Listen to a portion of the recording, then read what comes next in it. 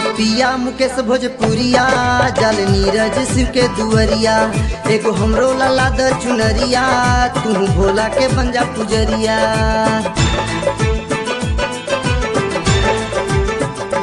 सुन पिया मुकेश भोजपुरिया नीरज जाले हो शिव के दुअरिया एगो हमरो लाला द चुनरिया तू भोला के बंजा पुजरिया।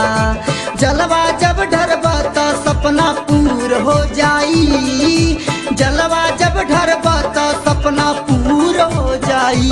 बोलबम चला ना सैया जी दुख दूर हो जाई, देवघर चला ना सैया जी दुख दूर हो जाई।